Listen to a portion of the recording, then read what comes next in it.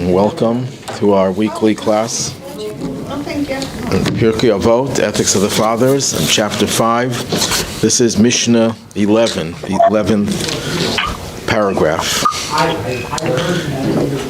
The last Mishnah that we did dealt with 4 different categories of people concerning ownership of property. There were those people who say, what is mine is yours, what is yours is mine, what is mine is mine, what is yours is yours, what is mine, and yours is mine, and so on and so forth. This mission is going to talk about 4 different personality types, temperaments, different temperaments.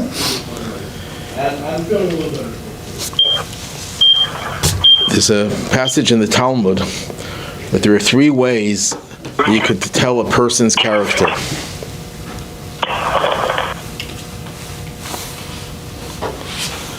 And it's a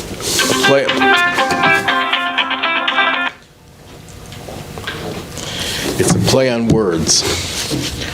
Bikiso, Picasso, Picoso. Bikiso means with his wallet.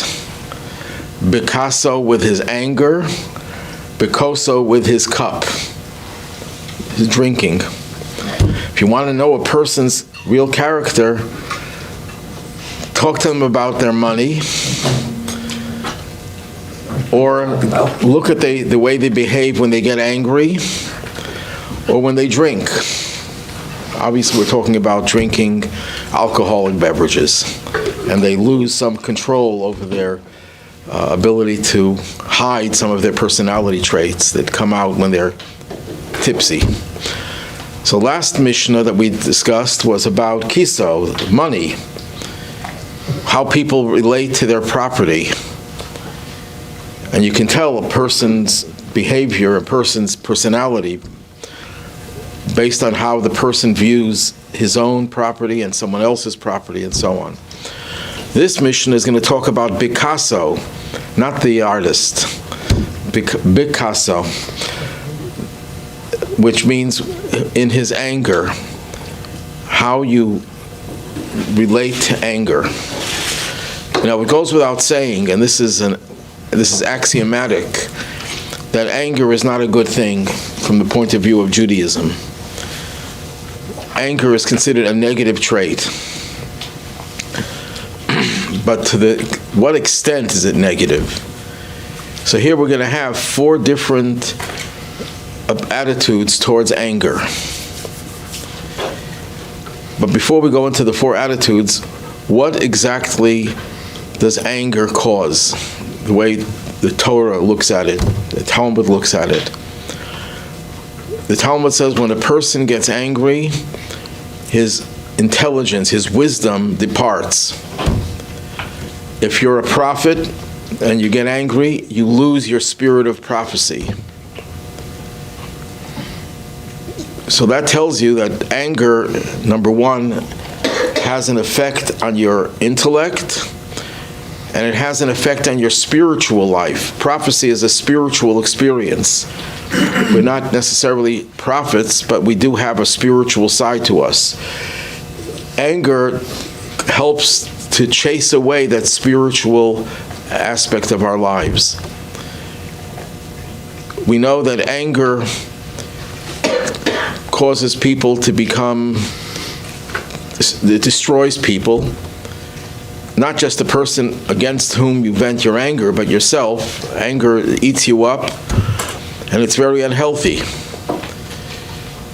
We find that even some great people, when they got angry, they lost something major. Moses, the Torah reports at least 3 times that he gets angry.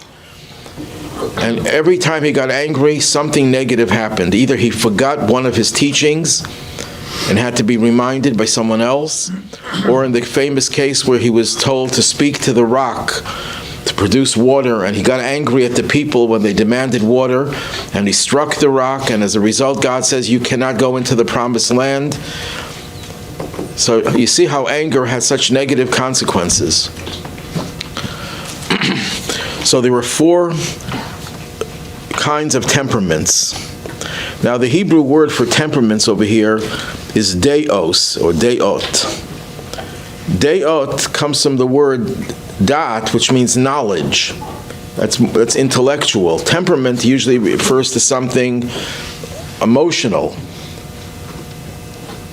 But it's really not just emotional, it's also intellectual. Because those people who believe that personality traits are ingrained, are genetic, and you can't change them, goes against the teachings of Judaism, where you have a mind, we have minds that were given to us by God that has the possibility, has the power to change our personalities. Doesn't mean it's easy, but it means that it is possible, because all of these negative traits that are ingrained in us, as deeply ingrained as they are, they do not define who we really are. And we could change it. And that's why the Hebrew word here is not really temperaments, but it's intellectual attitudes. There are 4 different ways we can look at anger, and using our mind, we can find ways of controlling it. So what are these 4 kinds? There's the person who's easy to become angry and easy to be appeased. Person who gets angry very easily, he just explodes every time something doesn't go his way. Very impulsive, but it doesn't take very long and they are appeased. They forget their anger and they make up with whomever it was that they got angry against, and they're fine. So what does it say about this person? His gain, the gain is from being able to be appeased, disappears in his loss. What that sounds like is that whatever gain you have, you lose. You buy a lot of lottery tickets, you spend $100 on lottery tickets, and you win the lottery of $50. You lost. The gain was lost in the loss. So it sounds what he's saying over here, that you are worse off, even though you have the benefit that you are easy to be appeased, but the fact that you get angry so easily overrides the benefit that you have, that you're very easily appeased.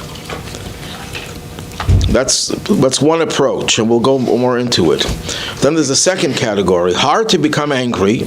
Someone who doesn't become angry no matter what you do, that provokes people, you're not going to become angry.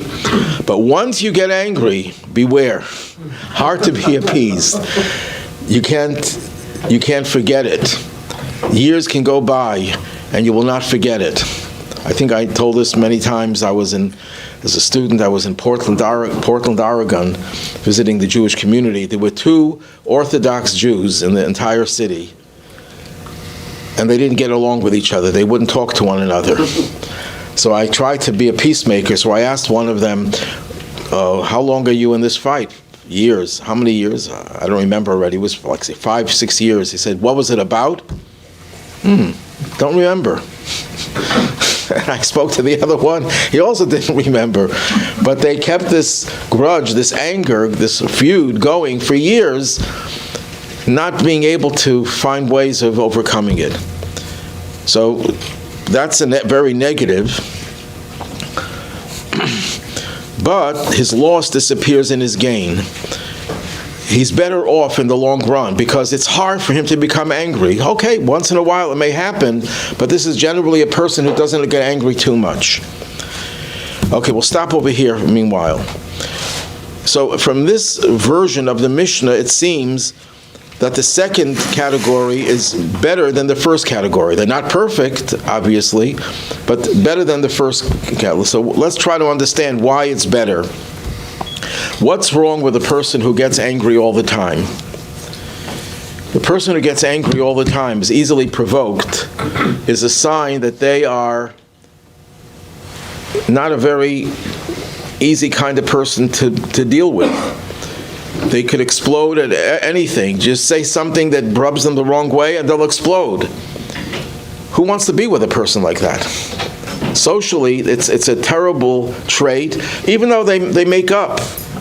But you know what happens? Number one, no one wants to deal with such people. People keep away from such people who are always getting angry. Even though they are able to recover, who wants to be in the environment of someone who's always exploding? But also there's permanent damage that is caused. Yes, you get over it. Maybe you, the person who got angry, I'm not angry anymore. But the person that you exploded against was so hurt by that they don't want to have anything to do with you, and they have not gotten over it.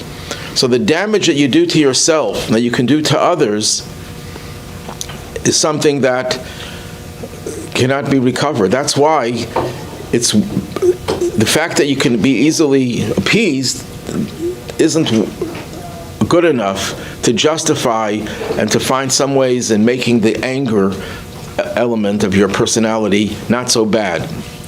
That's the way.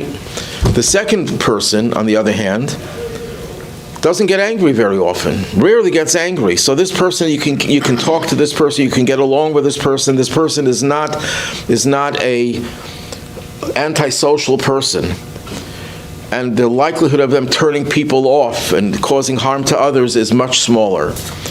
That's this version, that the second category is better than the first category.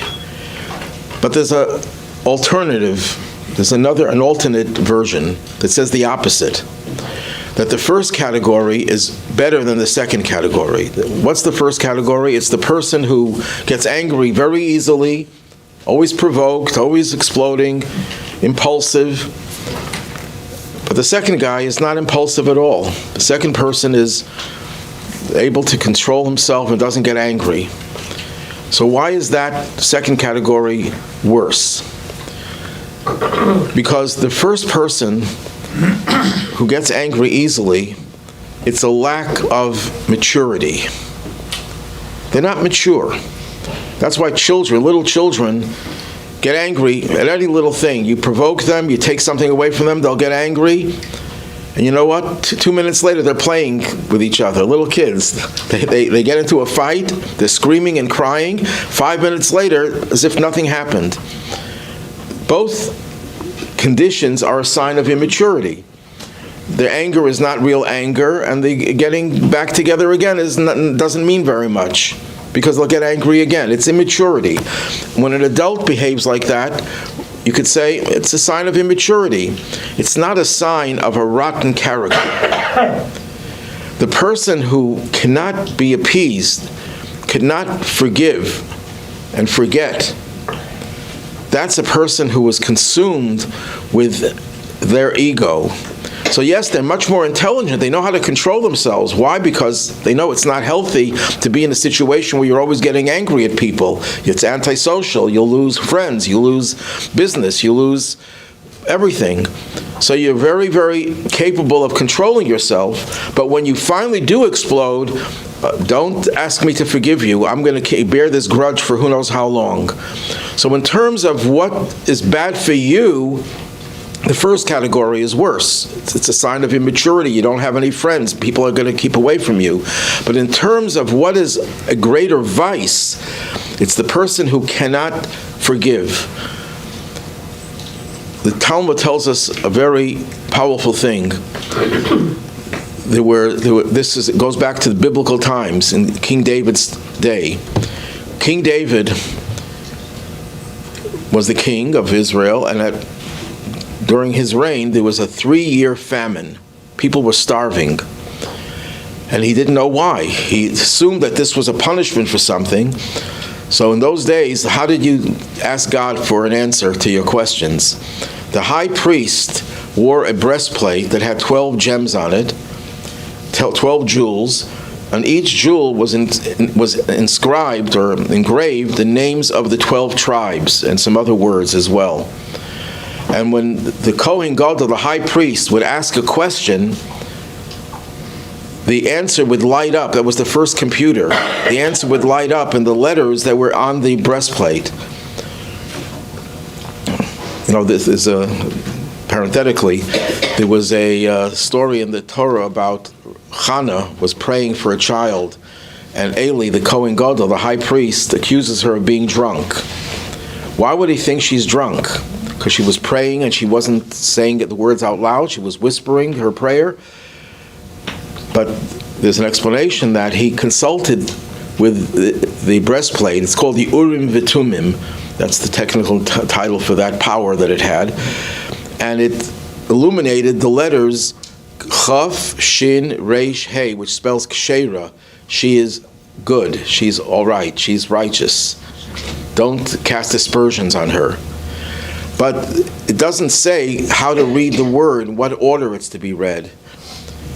He thought it read Shin, Chaf, Reish, Hey, which is Shikora, she's drunk. Same letters as Kshera, she's kosher, she's all right.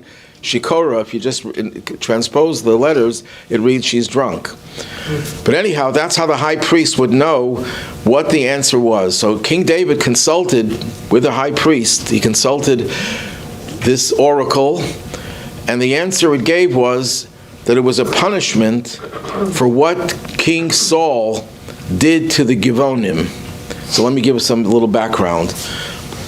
When Joshua conquered the land and he was told to wage war against the tribes, one of the tribes disguised itself as a foreign tribe, and they said they want to become part of the Jewish people. And Joshua made a covenant with them, but he was not very happy that they deceived him.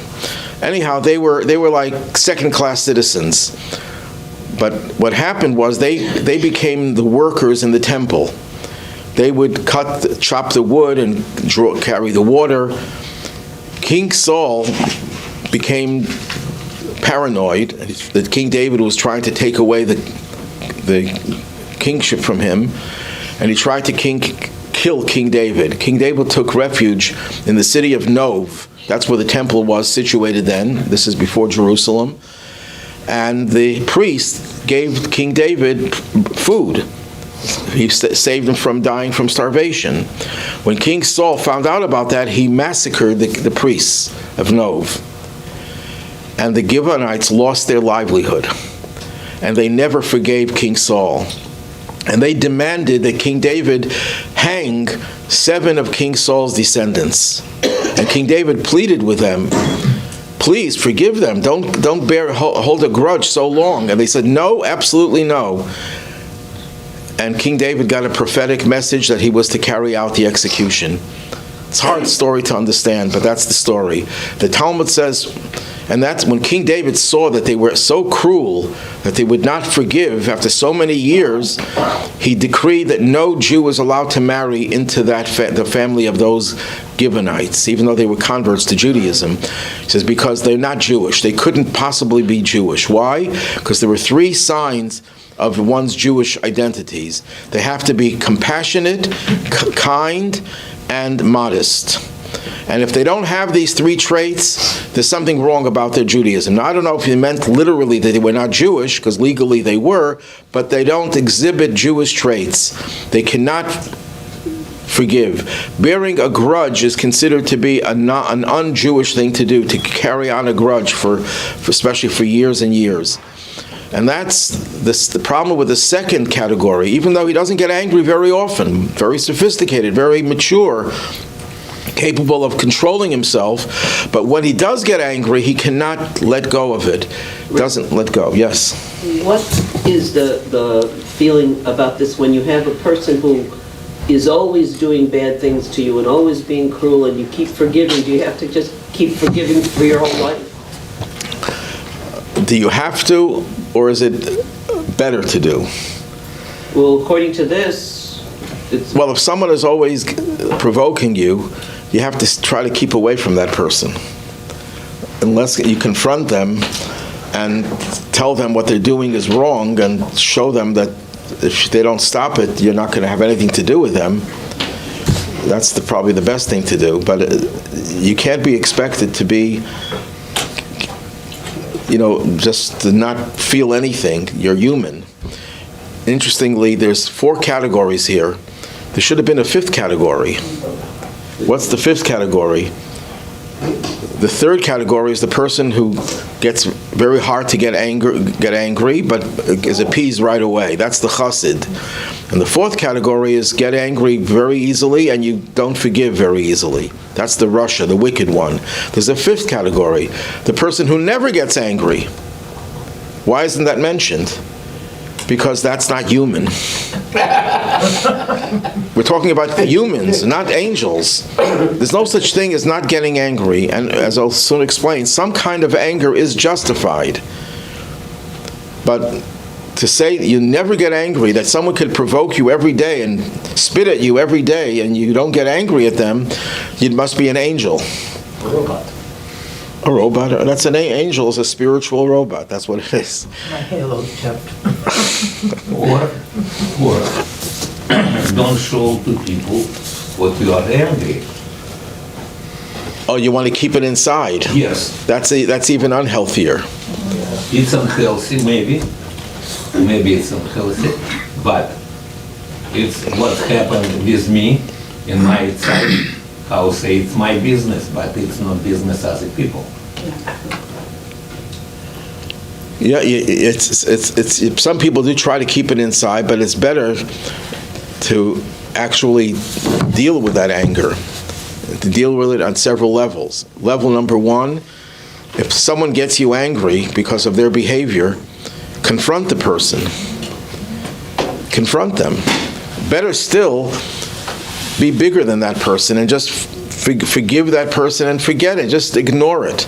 That's the higher level, to ignore it. If you can't ignore it, confront them. Tell them, look, you're doing this to me. This is not right. It's wrong. And maybe they'll change. And if they don't, just keep away from them. Just don't, and just try to get the anger out of your system. I can go from this person out, but I have this stone in my heart. You have to try to get rid of it. It's not healthy. Of course not healthy.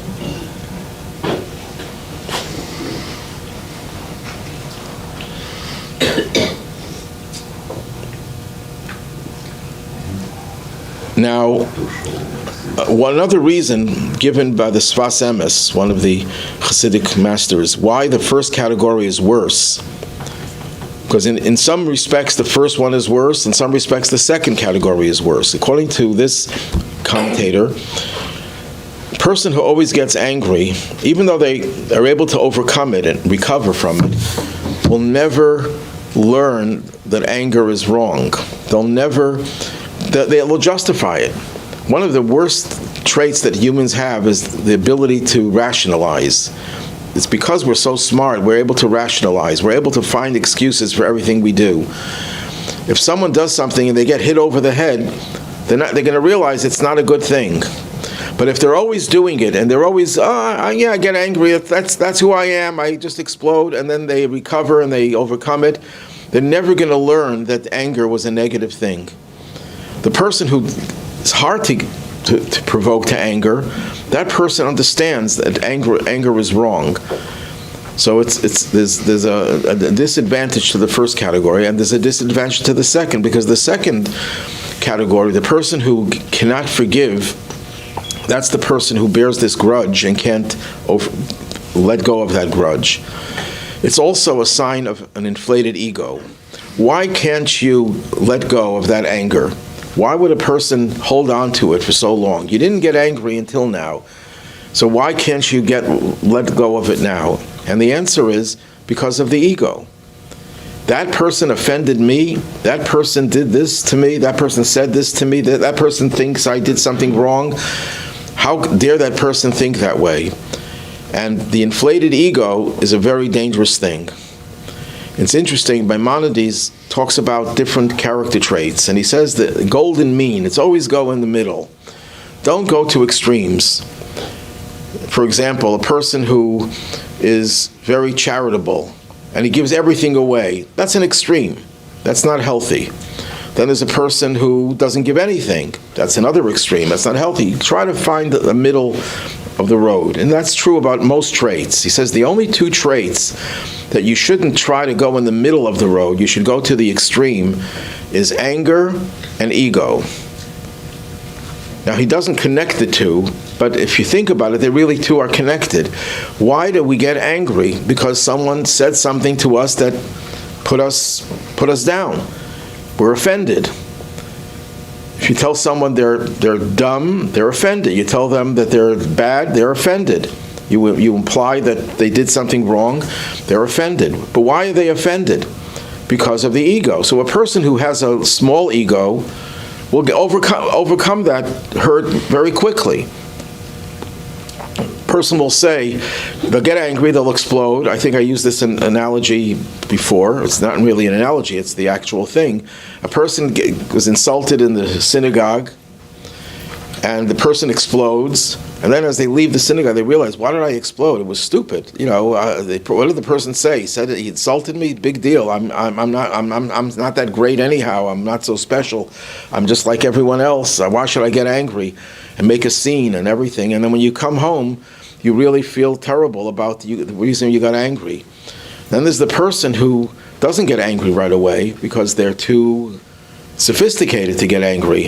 And then as they go out of the synagogue and they're thinking, that person that really offended me, I'm not going to stand for that. And then you keep on thinking about it, and when you come home, you explode with anger at innocent people who are not part of it.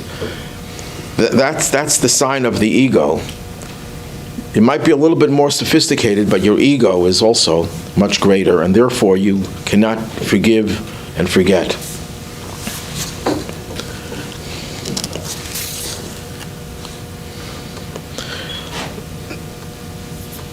Now, the third category. Hard to become angry and easy to be appeased.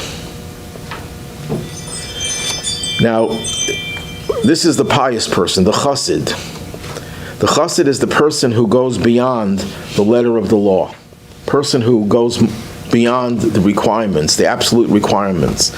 Most people are not expected to be on that third category. Most people are more or less in the first or second category, variations of those two levels.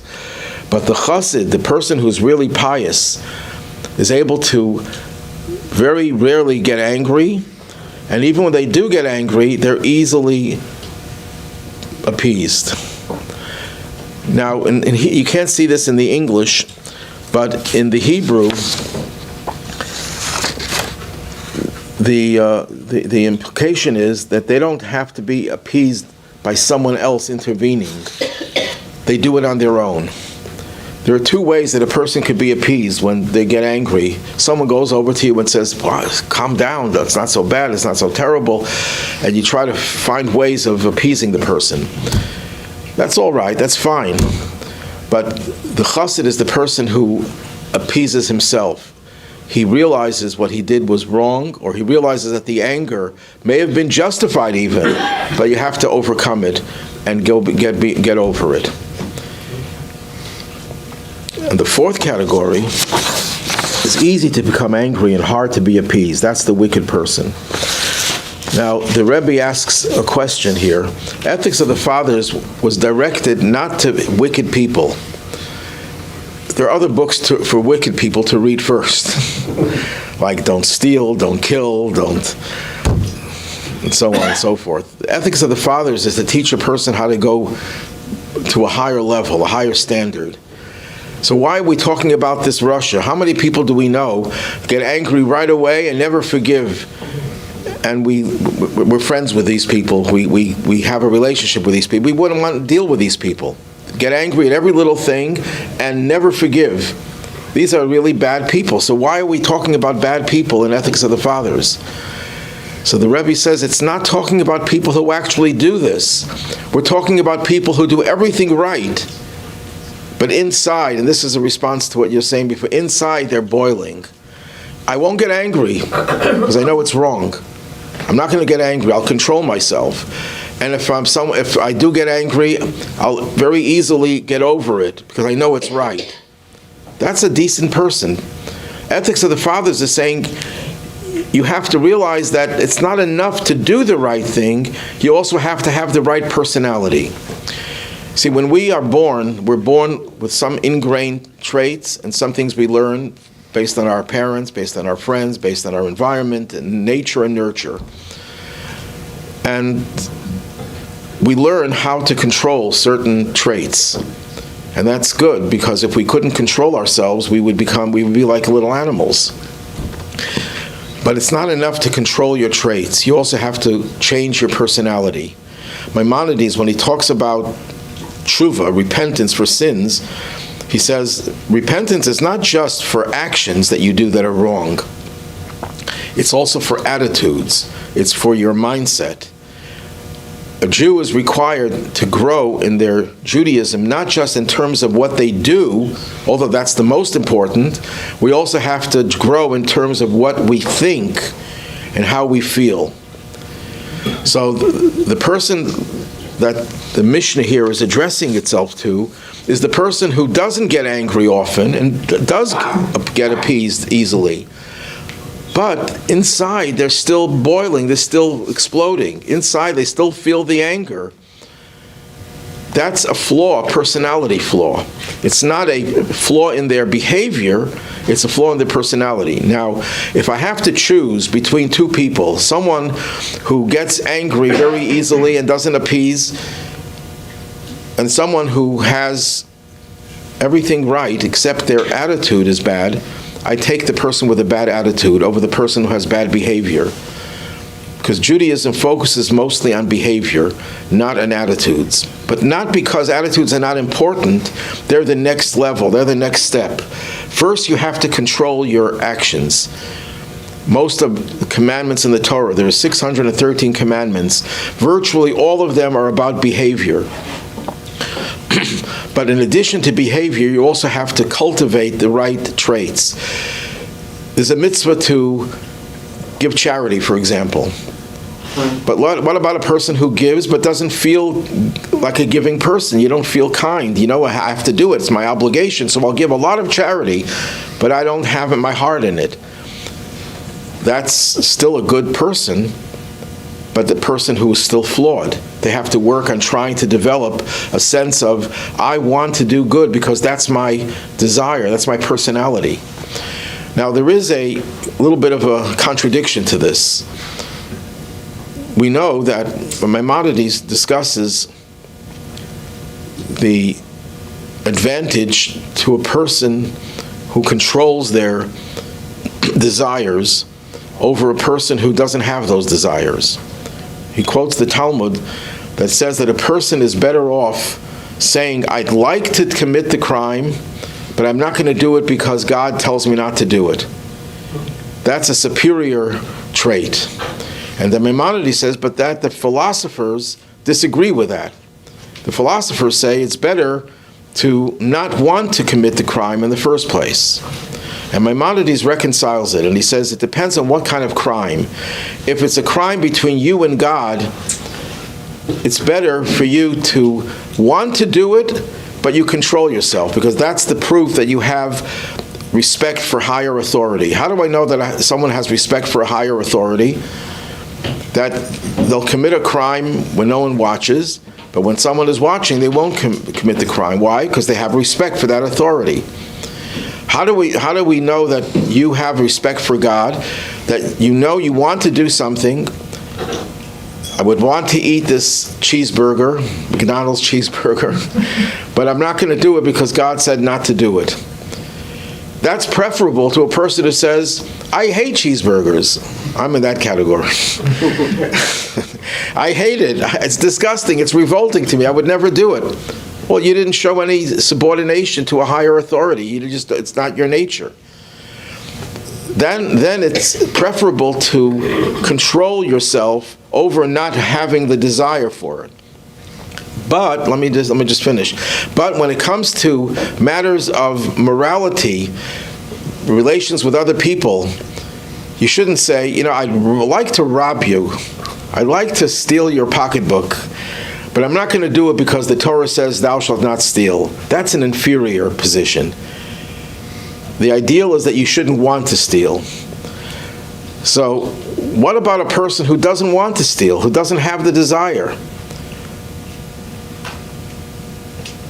So they don't have any subordination. So Maimonides doesn't say this, but in Hasidic sources it goes to the next step. Even if, let's say, your nature is good, you have a good nature, you should always try to go beyond that.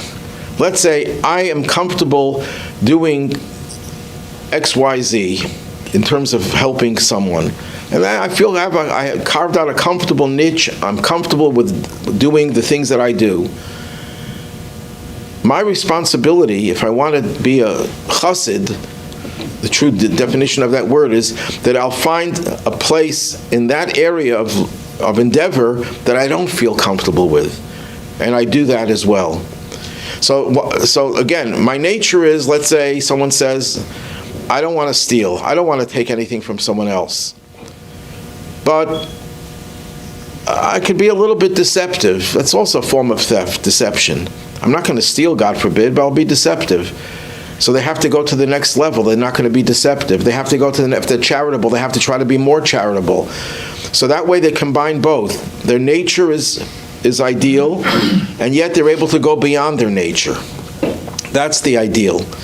How do we know that someone is able to go beyond their nature? One test of it is if you could engage in contradictory behaviors that are positive. A person, let's say, focuses on scholarship, and they're able to do things that are nothing to do with scholarship. They're able to do favors to other people. The Talmud tells a story of one of the rabbis who asked his colleague if he's in a good place spiritually. And he said to him, did you ever do anything special? And he says, yeah, I was once collecting charity, and I mixed up some of the money with the charitable money with my own money, and I gave it all to charity, something like that. So then you're in good shape. So what that's the greatest trait you can think of? But this man was a total intellectual. His mind was just totally intellectual. And he was able to be engaged in collecting money for charity and making sure that there's no fraud involved. It means he was able to operate on two opposite areas of experiences, intellectual and emotional. And that's a sign that you're not doing things just because it's your nature, you're doing them because it's the right thing to do. So we need to have both. We need to have the right behavior, even if it means going against your nature, but then you have to have your nature catching up with your behavior. So let's go back to anger. A person doesn't get angry even when he's provoked. Why? Because he's controlling himself. That person's challenge is to go to the next level where they don't get angry. Not because their nature was not to get angry. Their nature was to get angry, but they were able to supersede it. They were able to transcend it and develop a personality where they don't get angry anymore. There are times when a person should get angry, but I use a different word in English.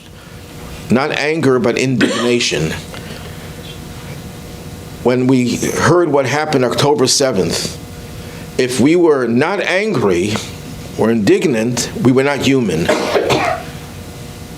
You have to be angry at Hamas and all the supporters and the enablers of Hamas. You have to be angry at them to the point where you want them destroyed even. That is not a bad trait. That is required. That you're angry at people who are evil, who do evil. Of course, if you could change them, then that's a different story, but we're not talking about people that you can change. Another area where some anger is accepted, is a teacher sees it's the same category, but it's a little different. The teacher sees a student misbehaving or not paying attention to the class. If the teacher is just going to speak sweetly to the child will not take it too seriously. So the teacher acts as if he's angry. So here he's supposed to feign anger, not really get angry inside, but act as if you're angry. Your little kid runs into the street after a ball when their car's going. What do you do to the kid? You get angry at the kid. Not real anger. You love the kid. You're not really getting angry at them. You feign, you act as if you're angry because that's the only thing that will help to scare the kid that they shouldn't want to do it again. So getting back to what I said before, the chassid is someone who does get angry occasionally when it's justified, but is able to recover from that anger very easily.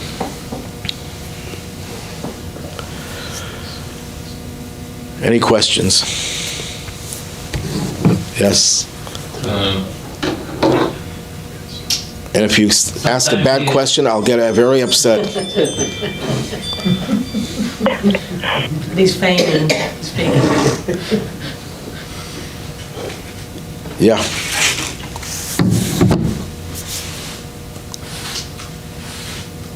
We do know about your previous sentence. Sometimes not sometimes. We do maybe don't show angry, don't show how upset and something, and don't do wrong thing, for example, in my opinion, because I respect myself. I think I'm not bad person, and I don't do something against my inside, because after that I will be sorry about myself. That's better than getting angry, of course, but it's not the ideal.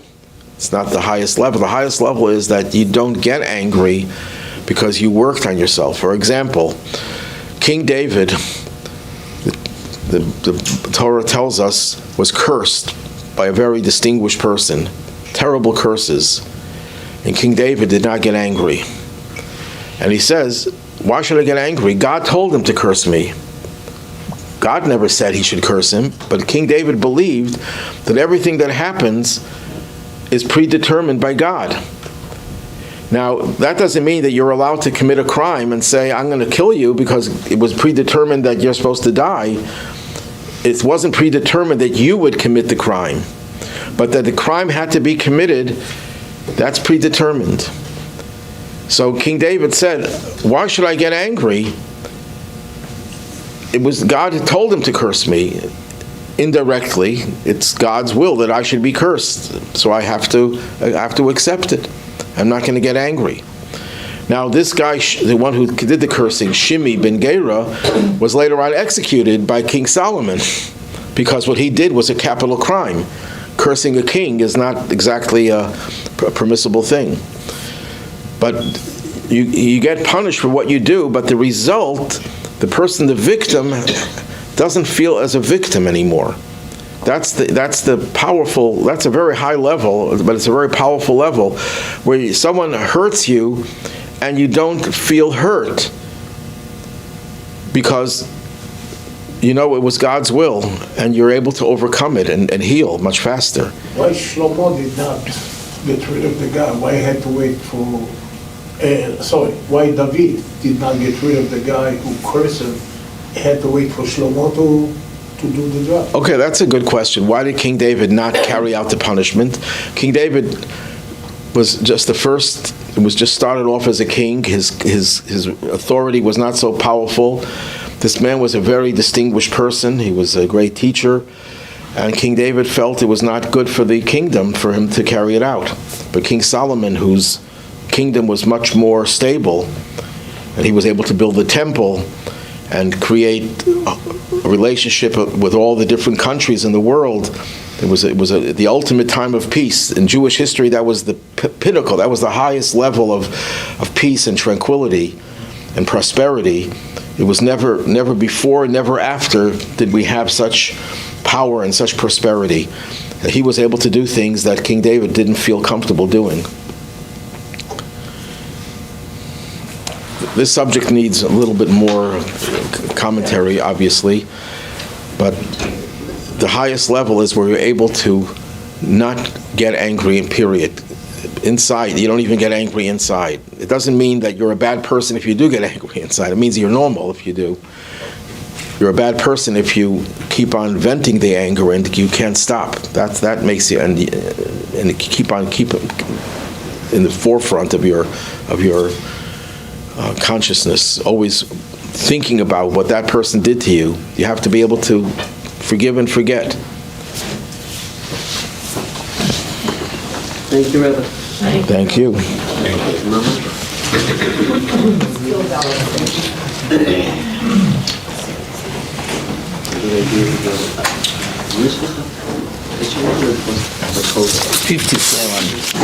57 years ago, when I was live in North, near